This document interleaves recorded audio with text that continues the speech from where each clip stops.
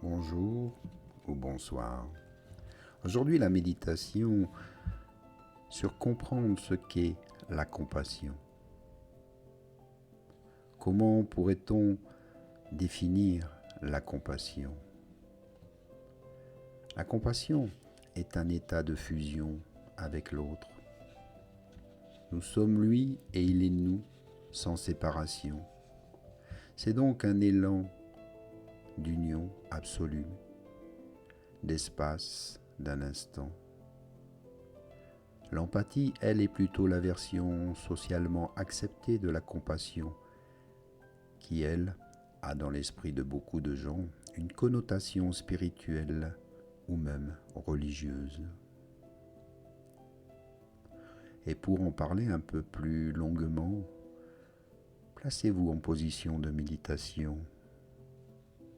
Permettez à votre corps de se relaxer, de se détendre, d'être à l'écoute des battements de votre cœur, de votre respiration ample et calme, profonde, afin que tout s'apaise en vous. Puis,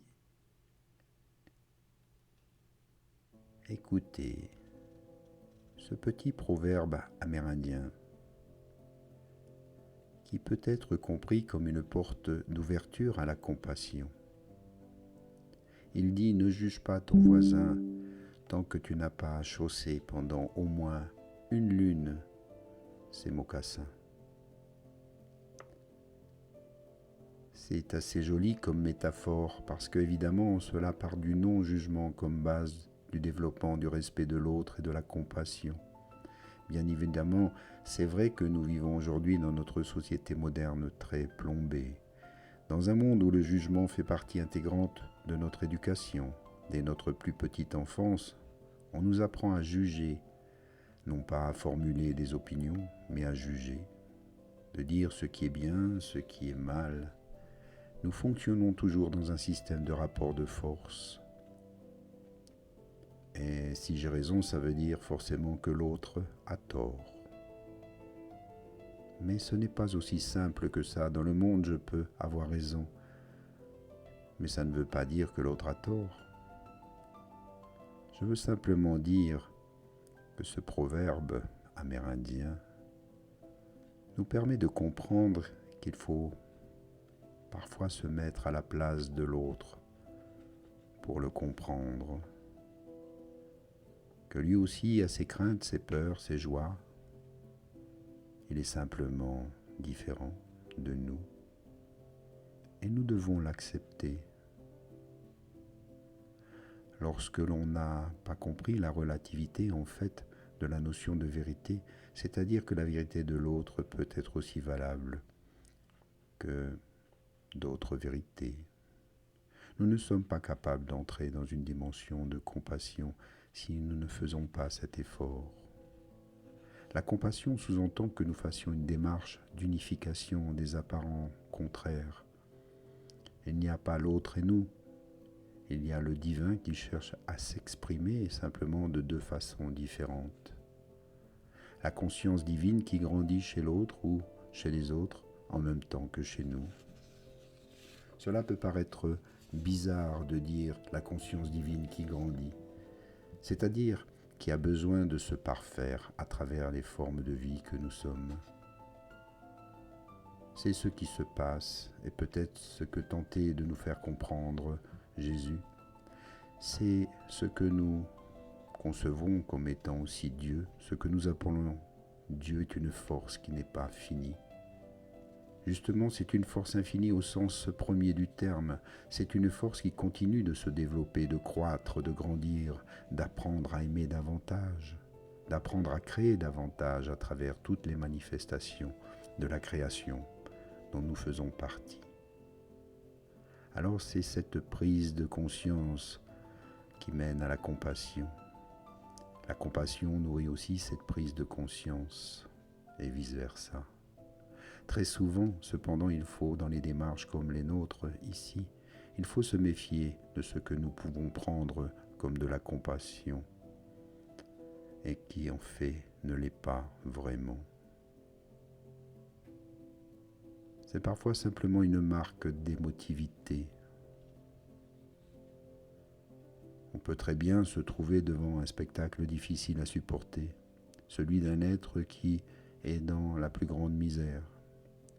Et c'est facile à ces moments-là de ressentir de l'empathie, des émotions, des larmes qui coulent. C'est facile de se dire dans ces tels moments, j'ai de la compassion parce que je pleure, je suis triste pour cette personne. Je me sens mal. Mais la compassion, est-ce vraiment cela? La compassion, c'est plutôt, et ça devrait être un état de conscience qui nous fait entrer dans le corps de l'autre et dans l'âme de l'autre, sans état larmoyant, afin de nous donner au niveau de notre rayonnement une clé capable de lui offrir un peu de bonheur, de force, d'empathie, ne serait-ce quelques secondes de pacification. Savoir donner le mot juste, aider la personne au bon moment, juste le soutenir dans ce moment difficile, sans y être impliqué au niveau émotionnel. Juste savoir donner tout l'amour dont on est nous-mêmes remplis. Savoir le partager, montrer le chemin, la lumière. On n'a pas vraiment de mots pour ça. On a juste l'intention du cœur, une pensée, une prière peut parfois être bien utile. Donc pensez toujours à ne pas juger et être dans la compassion, dans un acte d'amour universel. Si vous êtes triste pour ce qui se passe dans le monde, les horreurs, les guerres, cessez de les nourrir en vous lamentant. Prenez le temps de prier pour la paix, de demander avec votre cœur, tout votre cœur, que le monde un jour s'éveille et rentre aussi dans une grande compassion, dans l'amour des uns et des autres, pour pouvoir vivre ensemble.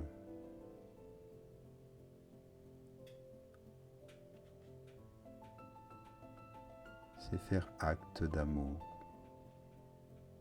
faire acte de compassion. C'est une véritable communion. C'est le fait de vivre véritablement l'unité dans une conscience éveillée.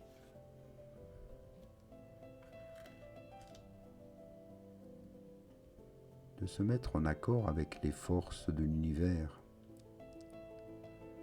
afin d'obtenir ici sur la terre ce qu'il y a de meilleur. Non pas uniquement pour vous-même, mais pour toute personne, tout le vivant sur la terre, dans le respect des uns des autres, dans leurs différences, le respect de la nature, de toute vie, végétale, animale, minérale, de savoir observer ces choses et les aimer pleinement.